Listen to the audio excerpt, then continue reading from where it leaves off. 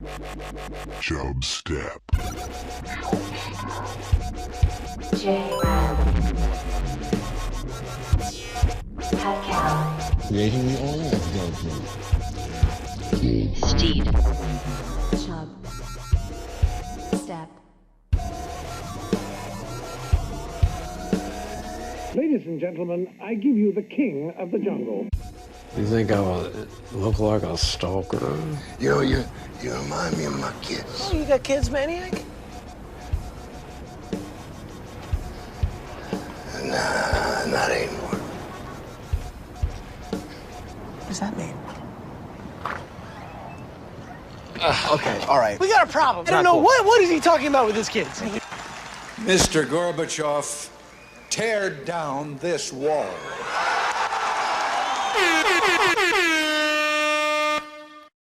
And the show started. Hello, and welcome back to a very special episode. Now, we're doing another one of these true crime episodes, basically a clickbait episode. But I think we've got some actual facts in here, and it was a story I wasn't familiar with before we looked into this. It is, yeah. I'm mainly doing it for clickbait. Yeah. At least double, if not triple, the work of a normal episode. Yeah, I would say put so. into this one. Yeah. Yeah. It's a lot of work. So we're talking, of course, about the Brown's Chicken Massacre. In Palatine, Illinois. A mere 35 to 40 minutes from where me and Steed grew up. Yeah. I've probably driven through that hellhole. And I only assume it's a hellhole because of the only thing I know about Palatine is Big Money Bank's mom lives there. And there was 7 murders. Yes, but we'll get to that all coming up here. So for those that don't live in the Chicago area, or even those that do might not even know this place exists, we're talking, of course, about Brown's Chicken and Pasta. Now, Brown's, I'll show you the logo for this. I think the issue, a little bit with the logo, I don't love the logo. I'm sure they've had it a long time, but I'm going to share my screen here, Steed, for those that are looking at And our fancy YouTube. On our YouTube thing here. Yeah. This is what the Brown's Chicken logo looks like. Yeah, no, I don't get the chicken shape. It's a yellow, it could be a chicken, but it's kind of like a C. It's got to be a chicken. It's a C that's facing downward, and then it's a moon that's facing upward, and the top is a 1. Yeah. 1. So if you do read it as a number, it looks like a 1 on top of a 0 with a smile, kind of. Yes. And it's green and yellow is the chicken thing, and then Brown's Chicken is in red. So interesting choice. Crabby guy over here on the left. Okay, so anyway, Brown's Chicken, give you a little history on Brown's Chicken. Started in 1949 by John and Belva Brown. So that's where the Browns part of it comes from. Oh, yeah. And they started their first location in a trailer. It was actually a trailer food at 80th and Harlem in Bridgeview, Chicago. And they are still in business today. Yes. So the original recipe, they still use the same original recipe, kind of like KFC claims to do, right? That John and Belva used, which was buttermilk batter with a cottonseed oil, delivering a delicious golden crunch on the outside with a moist and flavorful inside. Steed, I wanted to hear your thoughts on cottonseed oil. I actually don't remember that being in the seed. No, it wasn't. I've never really even seen cottonseed available as a thing. It's cooking oil from cotton plants. So I do like how they're mixing it up. They're like, this isn't just for making nice shirts. You can also make some oil. I'm actually getting just a quick, search on cottonseed oil. It looks like it would be rated above coconut oil, even in the tiers. So that's right below olive oil, the top. It actually might be fairly healthy as far as oil goes. This is a quick search. Quick search, not a deep dive. It could lower cholesterol and triglyceride levels. Okay. Yeah, it looks good. Anti-cancer, low inflammation, and wound healing. You could heal your wound and hair growth. I don't know. Go for it. I'm sure the cotton industry probably put that out. There's also dangers. Yeah, I was There's gonna also say, dangers. So maybe we'll do a deeper dive on how bad cottonseed oil is as this is going on. But that's what they use. That's kind of their signature thing. So from the early 1970s until 1993, the chain expanded to about 300 locations in 13 states. So Brown's Chicken was booming, if you will. So much booming that a young Steve Carell did a Brown's Chicken commercial in 1989. So I'm actually going to play that commercial for you right now. What was he in movies yet? He had to be. No, like I don't think he was 20 famous at this point yet. Yeah. But I'll share my screen for those, and I'll play the audio for those listening. You see this here, Steve? Oh yeah. Big news. Oh, for that's all Steve While there. we've always cooked our chicken in cholesterol-free cottonseed oil, we now have cholesterol-free So they're saying batter too. So our chicken is cooked completely cholesterol-free. Just as great as Man, ours. it looks like a good We piece of figured chicken. A lot of people would like our new It's healthy way of windy. cooking. This has got to be a big comedy commercial. I can't hear it, but yeah, Steve can't hear it. It tastes better, and it's better for you. So the batter is basically cholesterol free, and then their oil is cholesterol free, cottonseed oil. And but then if you're watching the commercial, all the stuff that says cholesterol free, all the stuff keeps falling off, so all it says is free underneath Brown's Chicken. So people start rushing in. So the concept is that the only reason people are actually rushing in is because it says free on the board. So it's actually a bad commercial. Funny. That's funny. It's supposed to be funny. But anyway, Steve Carell did Brown's Chicken commercial in 1989. Then so around this time, this is when this thing started heating up here, and Steve will get into that here. But the owner, the founder of Brown's Chicken, dies in late 1992. And it's probably a good thing, because what would have happened in the next month or so after he passed away was not great. Here's a little fun fact before we get into that. The president at the time, when Steve is talking, when this whole story is about to go forth here, president of Brown's Chicken at the time is Frank Portillo Jr.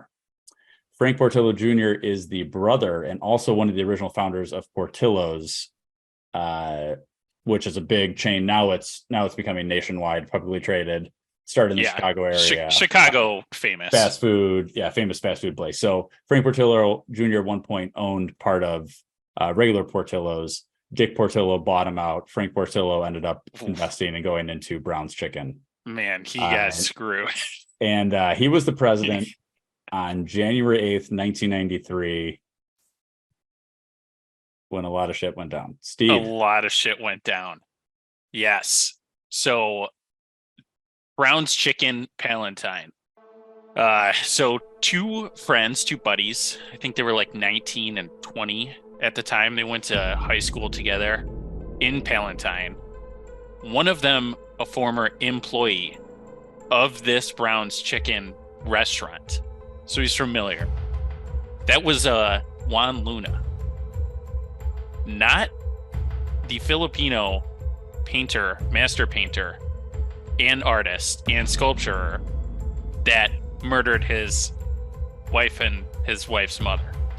Oh God! Different. That's a different Juan Luna. Oh yes. My God! All right. If your last name is Luna, avoid the first name Juan. Do not go Juan. Your son is gonna murder people. Yeah. So different guy, but Juan Luna and James or Jim Degorski, Polish. We got a Polish. Very Polish. Polak. So they go into Brown's Chicken and they order some food. Normal Brown's Chicken stuff, right? They go in at closing time. Luna orders a chicken meal and they start to fight a little bit.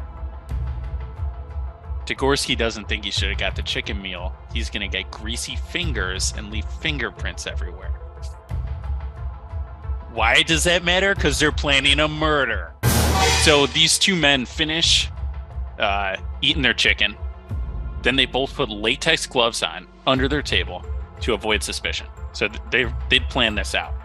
So they walk to the front counter, shoot a gun in the air, say, everybody get on the ground. Something along those lines. I remember it being like a Hollywood. People said that it was like a Hollywood scene. Get on the ground, bang, shoots in the air. You do wonder how much of stuff like this is done because somebody's like, I've seen it in a movie, I'm going to do it. Like, that probably didn't cause them to rob the place, but then when they're doing a robbery, they're like, oh, I'm going to do it like I've seen it in a How does the robbery go? Yeah, everybody how does the robbery go? Get on the ground, shoot the gun in the air, let them know you're serious. Yeah, exactly. So yeah, shoots a gun in the air. Everybody get on the ground. And then one guy's like, I ain't getting on the ground. And he tries to run. Mhm. Bam! Gets shot in the back. It's one of those things that's like, you don't know how you're going to react in that scenario. Yeah, I might not get on the ground. No, so you might be like, fuck, I'm getting out of here. These guys are crazy. I'm not, you don't know how you're going to react. So you could have been startled too. Like the gunshot, maybe you get the gunshot, then you're you might not be hearing everything right. I already have bad tinnitus. And so if I gun shoots, then I might just be like, oh, yeah, you don't know. Yeah. So the guy shoots this guy that's running away, one of the employees. And this is what's thought to have happened. Like there was two sides to this story. Because there's two guys that did the robbery, and then later on they kind of conflict with each other. Okay, gotcha. But yeah, one story is guy tries to run, gets shot. Yeah. Then he yells, "This is a quote, ow, I've been shot." So then one of the guys drags him into a walk-in freezer. Yeah. Walk-in freezer was discussed heavily in last week's Chubstep, where I was very mad at the episode of the bear. Yeah, because so of the stupid we know how to walk-in. open these. Yeah, so you can open them, but this guy was shot, so he probably could not open it so well. Yeah, he was still alive. So then they tell somebody to get up, bang, shoot this guy. They've shot 2 people already. Shot the gun in the air. That's, I guess, 3 bullets down. They do only have a 6 bullet holding gun. It's a revolver. The revolver, okay, yeah. Yes. So only got 3 bullets left. So then they get 3 other people and they say, hey, get in the freezer, whatever. One guy, I guess, didn't listen well, so he gets pistol whipped. Bam. Yep. Then he gets put in the freezer. One of the owners, it was a husband and wife team. Franchise owner. Wife is known by one of the guys because he used to work at the restaurant. He makes her open the safe. Yeah. And she opens the safe, and then her throat is slit, ear to ear, I guess pretty brutally. That's 3 people dead now, and they just shoot the rest of them. Yeah. And they kill 7 people. I don't know. Yeah. They were all employees. So 5 of them were employees, 2 of them were the franchise owners. Yes. Yeah. So they go in there, they start robbing it, they just start shooting people, and then they just kind of go. They just decide it's going to make a murder or suicide. Was it? Yeah. So keep going. Not a suicide. Not suicide. Sorry. Murder, robbery. Yeah. Yeah. Murder, robbery. So they kill 7 people, steal $1,800. The murder to money ratio. Yeah. Not that great. Terrible. Really bad. If you're going to murder somebody, one person, yeah. What's your rate, Jared? Would somebody need to pay me to murder someone? Yeah, or like I'm gonna murder that guy for X amount of dollars. Like say he's got a cool car, and you're like, I could sell that cool car for 100,000. I mean, it'd be in the millions where I'm going to be paying. In the millions. I'm not doing it for less than a couple $100,000. You're not going to rob the Brown's Chicken restaurant for $1,800, and no, and I'm definitely not going to do a mass murder in the Brown's Chicken for $1,800. So did they? I wonder if they thought there was more money in it. Was that clear?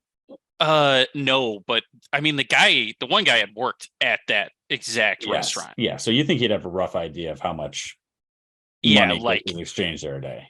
Because this is in the 90s, so a chicken meal, you're talking under $5. For sure. How many people can be going into the chicken restaurant? Maybe like 100 a day. Yeah.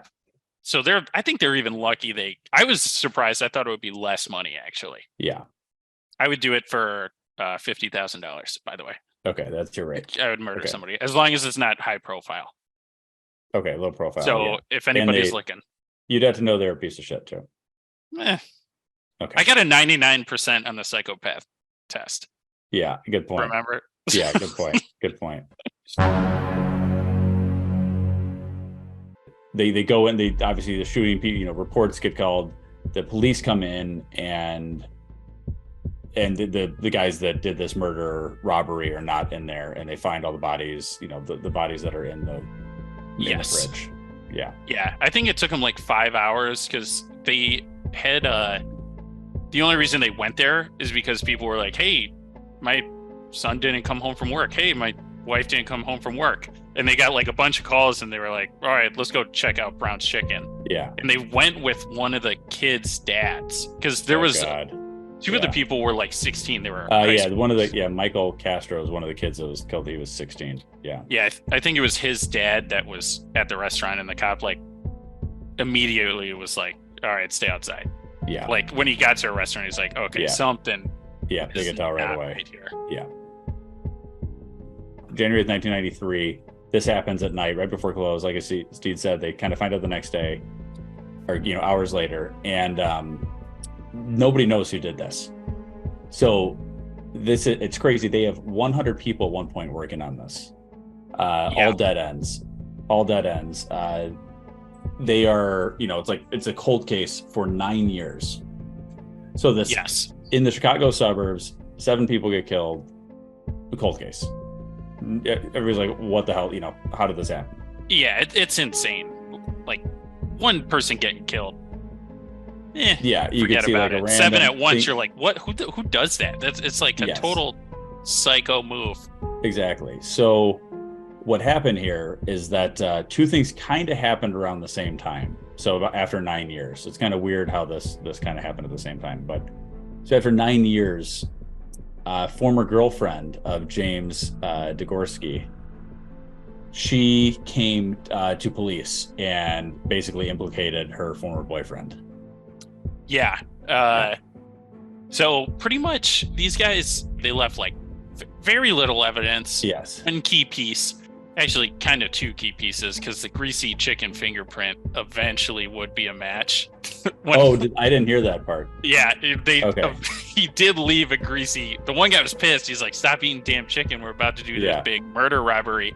And then he left like 1 fingerprint with the greasy chicken fingers. Get away with like that amount of crime. Then there's like 3,000, I think it said like 3,000 calls with tips, and people are just like left and right, like, my boyfriend did it. Blah blah blah. But one boyfriend or one guy, I guess, got AIDS, confessed to the crime, and then said his ex-girlfriend was like his accomplice, and they did it. And she's like, what Weird. The hell? And like the police, they had him taken downtown and everything, and like almost arrested them. They did get cleared though. So this is pretty, So anyway, so she comes forward and she says, hey, it was James and Juan Luna, right?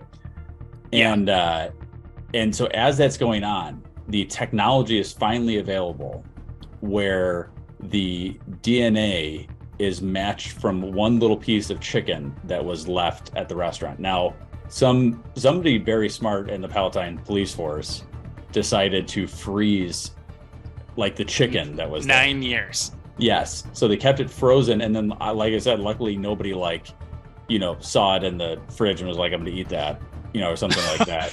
You imagine? I thought somebody else left it beside. You never know whatever you find. A piece of food in the freezer, you never know what that's gonna. But insanely, somebody had frozen this piece of chicken, and they in 2002 they had or actually it was maybe by the time like 2006 rolls around, whatever it was.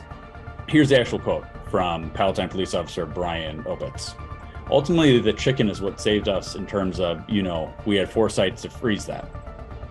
It took 6 years before we got the DNA, but it took another 3 years after that before we figured out whose DNA it was. Jeez. So when this murder was going on, the technology was not there to get the DNA off of a piece of chicken, like whatever type of DNA they're using from, saliva or skin cells, whatever it is. I think they could only get it like they couldn't match like a specific person, but they could get your like blood type and other. There were certain things they could get, but they couldn't get enough to like match us to a person. So basically, 2 things kind of happen at once. One is that the girlfriend comes forth, said, "Hey, these 2 guys these two pieces of shit did this.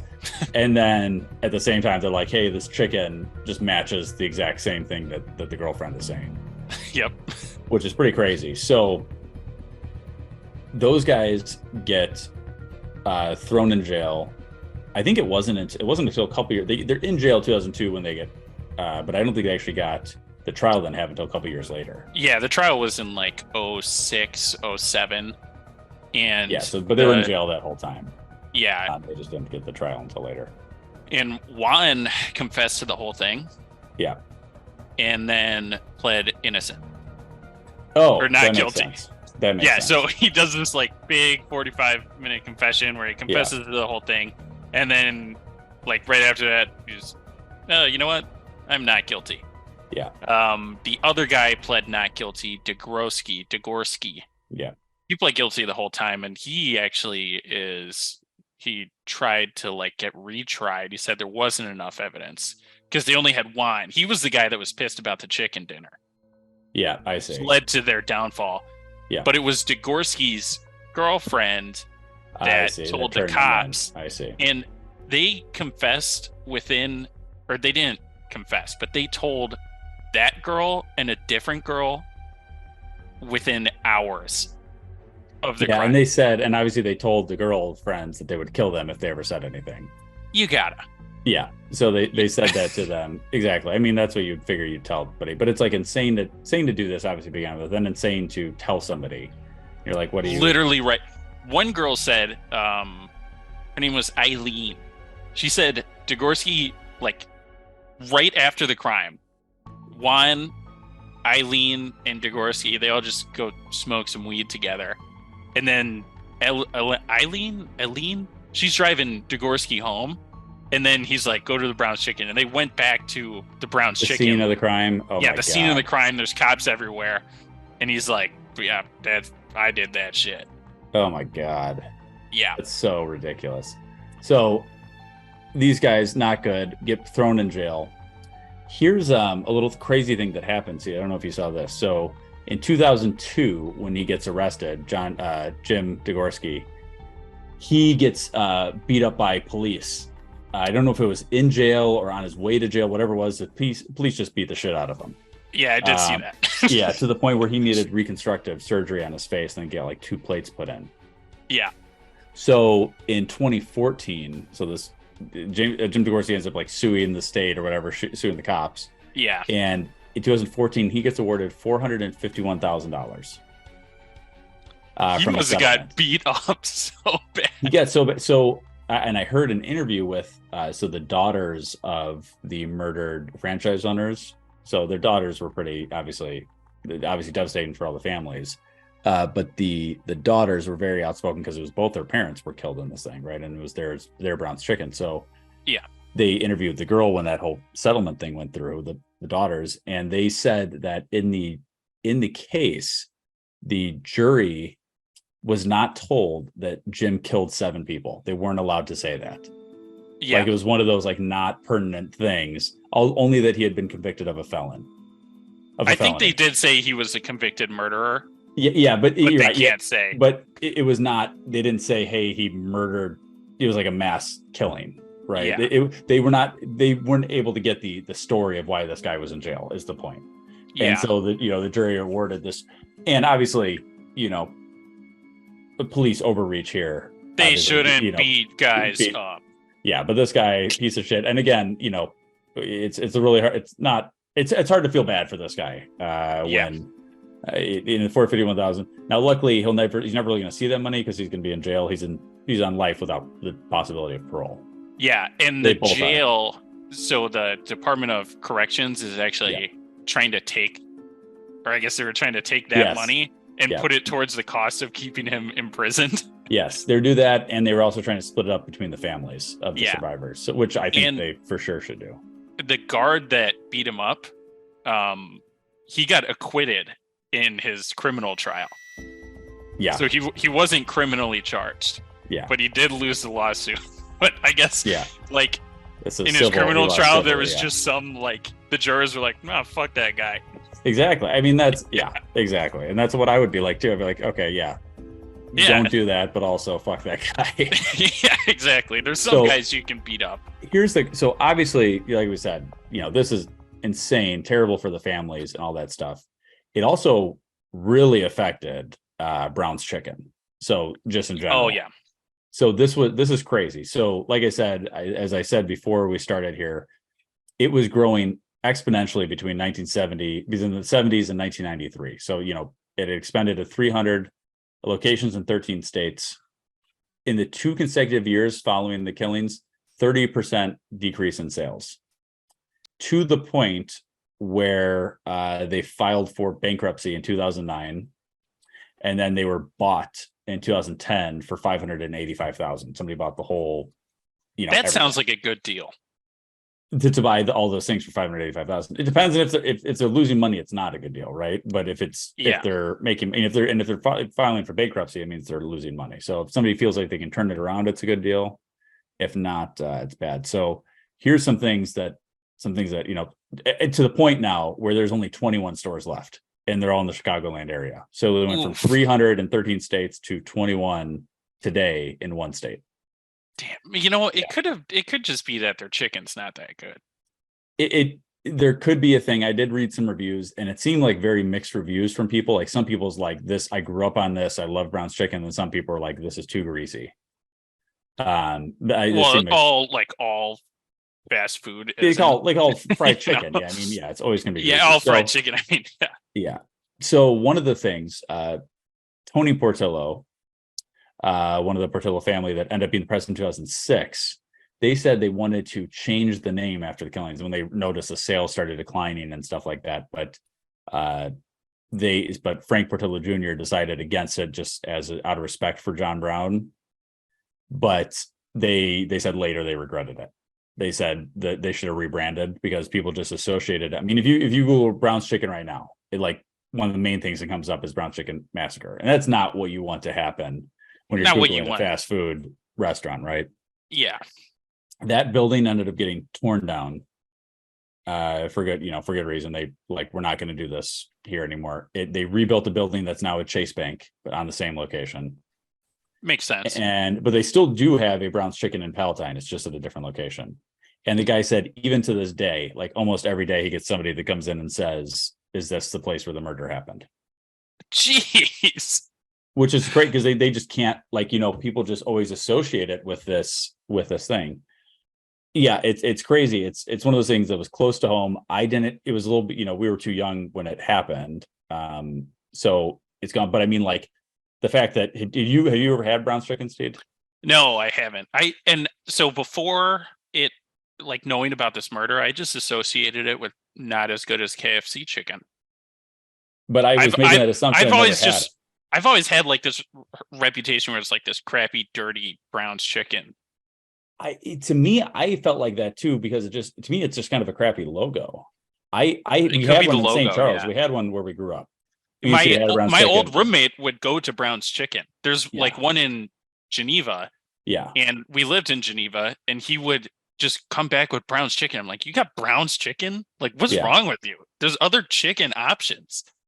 Yeah. And again, it's more for me, I just was associated with it. It seemed like to me, it seems dated. It seems like a dated chicken, it's not up with the times. I don't know. I never had it, and I'm making that assumption purely based on I haven't had it. Like I said, some people swear by it, especially the fried mushrooms. People say the fried mushrooms are amazing.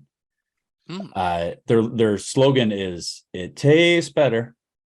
Brown's Chicken. It tastes better.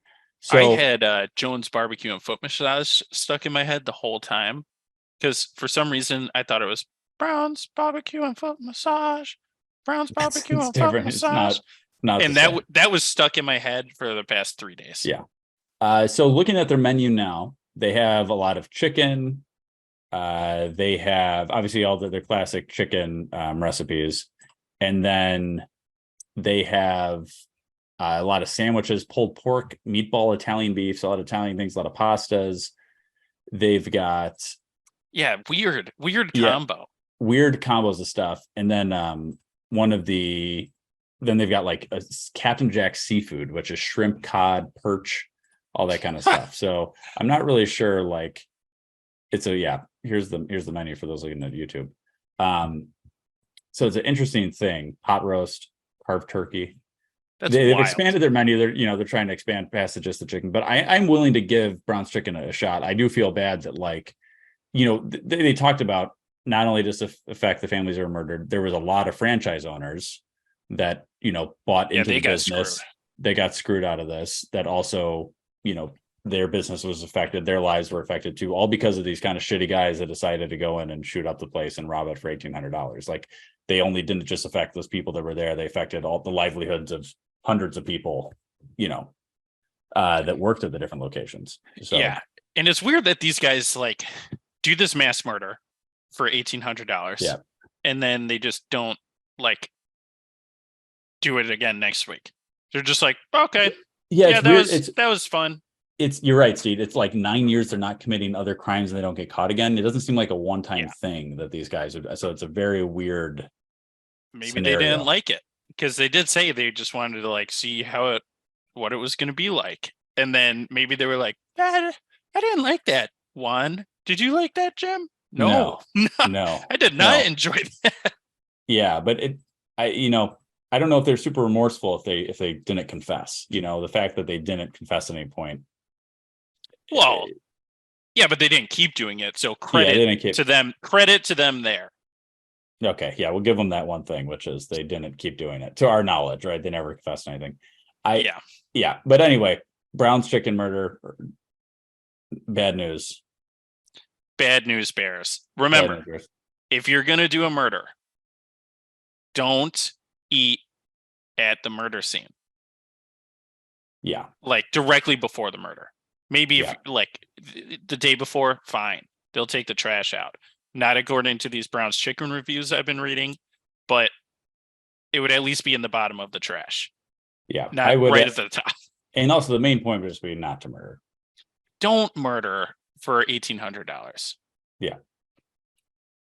They didn't need to kill these people. That's the main thing. They did not need to kill the people. No, the whole thing is just very confusing. Especially from a 19 and 20-year-old.